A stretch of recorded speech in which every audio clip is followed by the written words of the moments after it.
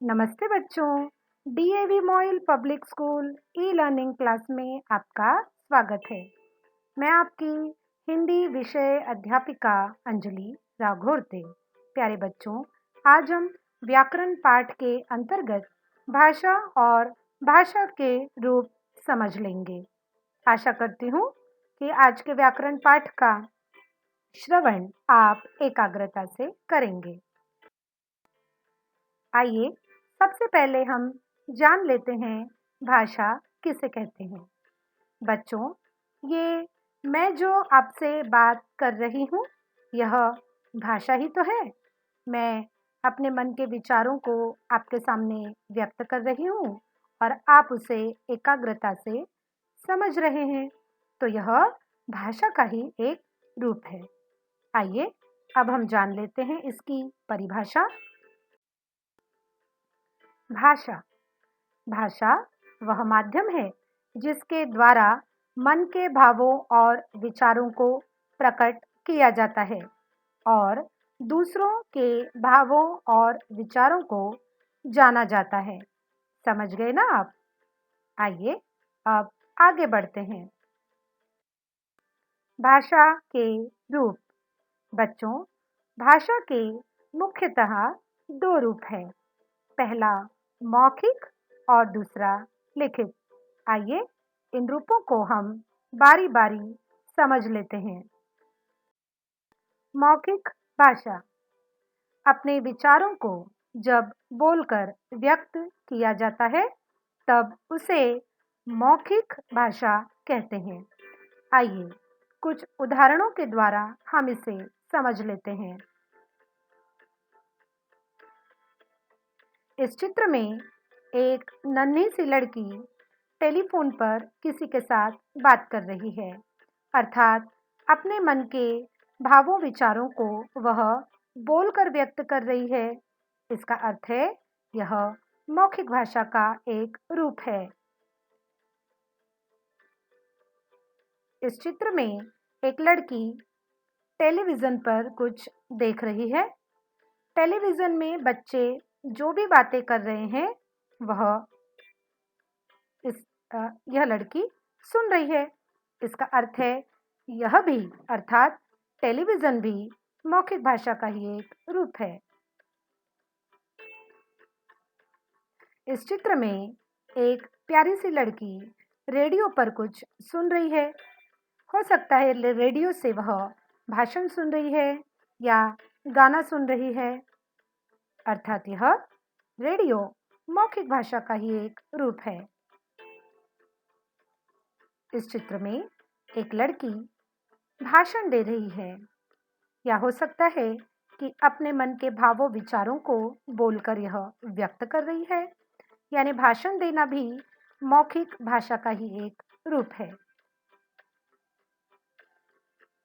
इस चित्र में एक लड़का एक लड़की से कुछ बातें कर रहा है, अर्थात अपने मन के भावों विचारों को लड़की के साथ वह साझा कर रहा है, उसके सामने व्यक्त कर रहा है। इसका अर्थ यह भी है मौखिक भाषा का ही एक रूप। आइए आगे बढ़ते हैं। लिखित भाषा अपने विचारों को जब लिखकर व्यक्त किया जाता है तब उसे लिखित भाषा कहते हैं। आइए इसके भी कुछ उदाहरण देख लेते हैं। अध्यापिका शामपट्ट के माध्यम से बच्चों को कुछ समझा रही है, अर्थात जो भी शामपट्ट पर लिखा है वह लिखित रूप में है, यानी शामपट्ट पर लिखी गई सामग्री लिखित भाषा का ही रूप है। इस चित्र में नन्ही सी बच्ची कहानी की किताब पढ़ रही है। किताब में लिखी गई कहानी लिखित भाषा का रूप है। इस चित्र में एक लड़की अखबार पढ़ रही है। अखबार में छपी हुई सारी घटनाएं लिखित भाषा का रूप है। इस चित्र में दो लड़कियां किताब पढ़ रही है। किताब में लिखी गए पाठ और कविताएं लिखित भाषा का रूप है, अर्थात शामपठ, कहानी की किताब, समाचार पत्र और पाठ्य पुस्तकें लिखित भाषा का रूप है। आइए आगे बढ़ते हैं। बच्चों, भाषा का एक और गौण रूप माना जाता है सांकेतिक भाषा। इस चित्र में ट्रैफिक हवलदार सभी को रुकने या चलने का संकेत दे रहा है, लेकिन यहाँ अगले व्यक्ति को एक सीमा तक ही समझाया जा सकता है, अपितु यह हिंदी के मुख्य रूपों में नहीं लिया जा सकता। इसे भाषा के गौण रूप में ही देखा जाता है। भाषा के दो रूप मुख्य रूप हैं, मौखिक भाषा और लिखित भाषा। पुनरावृत्ति। बच्चों, हमने शुरू से अंत तक जो भी पढ़ा, आइए उसे एक बार समझ लेते हैं। भाषा किसे कहते हैं? अपने मन के भावों को दूसरों तक पहुंचाना ही भाषा है।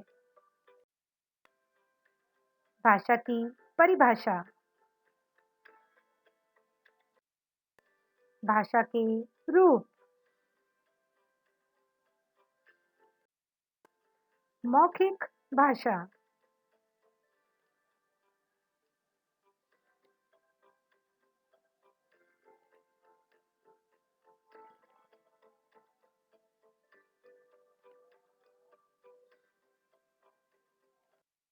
लिखित भाषा।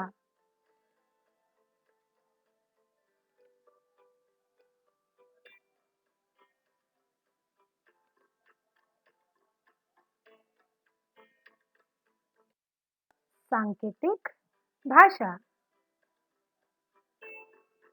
तो बच्चों, कैसा है आज का व्याकरण पाठ, भाषा और भाषा के रूप? आशा करती हूँ आज के पाठ का श्रवण आपने एकाग्रता से किया होगा और आज का पाठ आपको समझ भी गया होगा। इसी के साथ आपसे विदा लेती हूँ। हम फिर मिलेंगे अगली ई कक्षा में। तब तक के लिए धन्यवाद।